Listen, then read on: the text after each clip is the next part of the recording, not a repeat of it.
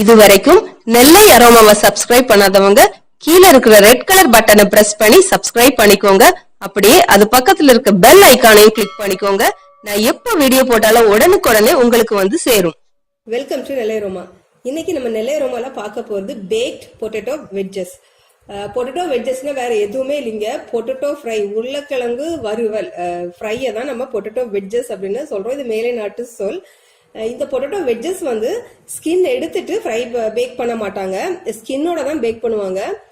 அந்த பொட்டேட்டோவை நல்லா கட் பண்ணி அதுல கொஞ்சம் ஹெர்ப்ஸ் மசாலா எல்லாம் போட்டு அவன்ல பேக் பண்றதான் பொட்டேட்டோ வெட்ஜஸ். இதை வந்து ஏதாவது நம்ம கிரீமோட அப்புறம் அப்படி இல்லைன்னா சாஸோட டொமேட்டோ கெச்சப் அப்படி எது வேணாலும் எது கூட வேணாலும் தொட்டு சாப்பிடலாம். நல்ல ஒரு ஈவினிங் ஸ்நாக்ஸ் குழந்தைங்களுக்கு. சரி, இன்னைக்கு இந்த பொட்டேட்டோ வெட்ஜஸ் பேக்கிங், அதாவது அவன்ல எப்படி செய்யலாம்னு பார்க்கலாம் வாங்க. இந்த பொட்டேட்டோ வெட்ஜஸ் செய்யறதுக்கு நான் இன்னைக்கு 2 உருளைக்கிழங்கு எடுத்துருக்கிறேன். இந்த உருளைக்கிழங்க நல்லா கழுவி எடுத்துக்கோங்க. நல்லா வெளியே மணல் அழுக்கெல்லாம் இருக்கும், அதை நல்லா சுத்தமா கழுவிட்டு இதை வெட்டலாம். இதை வெட்டும் போது கொஞ்சம் நீள நீளமா வெட்டணும். இது மாதிரி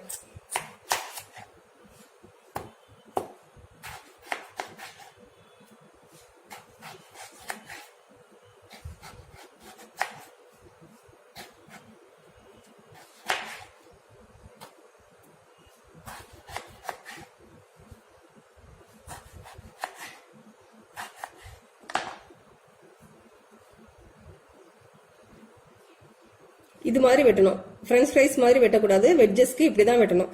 இதை வெட்டிட்டு தண்ணியில போட்டு வச்சுக்கோங்க. ஏன்னா அந்த உருளைக்கிழங்கு சீக்கிரமா வெளியே இருந்துச்சுன்னா கருத்து போகும். இதே மாதிரி இதை 2ஐயும் வெட்டிடலாம்.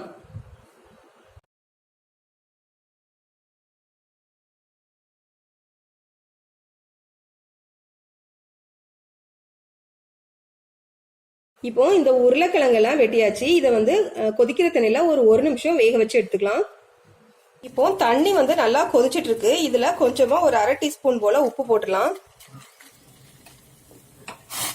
உப்பு போட்டுட்டு இந்த பொட்டேட்டோ, அந்த உருளைக்கிழங்கு வெட்டி வச்ச உருளைக்கிழங்கு உள்ள போட்டுடலாம்.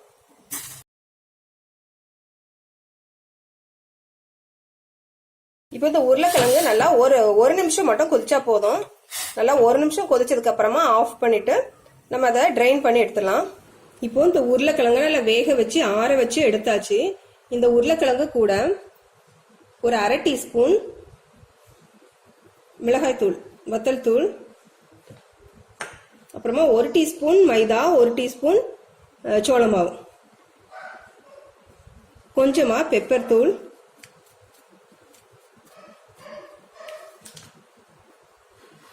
அப்புறமா கொஞ்சமா ஹெர்பு, மிக்ஸ்டு ஹெர்பு. இது இல்லைனாலும் பரவாயில்ல.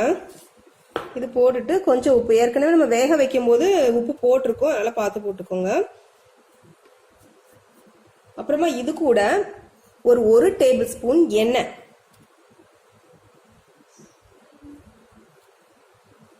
இது சேர்த்து நல்லா கலந்துடலாம்.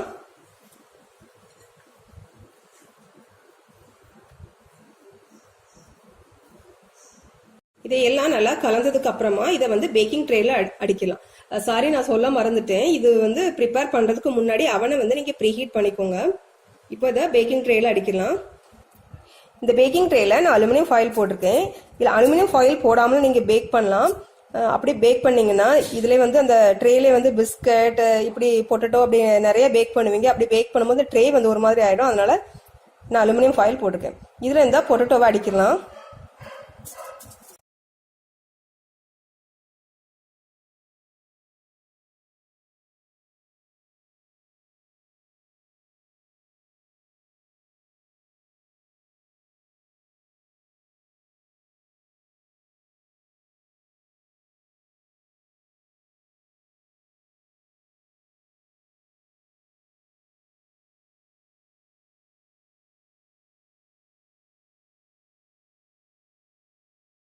இப்போ இந்த பொட்டேட்டோ வெட்ஜஸ் எல்லாம் அடிக்கியாச்சு. இது அவன்ல 200 டிகிரி செல்சியஸ்ல ஒரு 30 நிமிஷம் பேக் பண்ணிக்கோங்க. அவனுக்கு அவன் டெம்பரேச்சர் வேறுபடும். சரி, இப்போ அதை வந்து நம்ம பேக் பண்ணிட்டு வந்துடலாம். இப்போ நம்ம பொட்டேட்டோ வெட்ஜஸ் எல்லாம் ரெடி ஆயிட்டு நல்லா கிறிஸ்பியா. அவன் இல்லாதவங்க இதை அப்படி எண்ணெயில ஃப்ரை பண்ணி, அவனுக்கு பதிலாக எண்ணெயில ஃப்ரை பண்ணி எடுத்துக்கோங்க. இந்த வீடியோ பிடிச்சிருந்தா லைக் பண்ணுங்க, ஷேர் பண்ணுங்க, நெல்லை அரோமாக்கு சப்ஸ்கிரைப் பண்ணுங்க. தேங்க்யூ.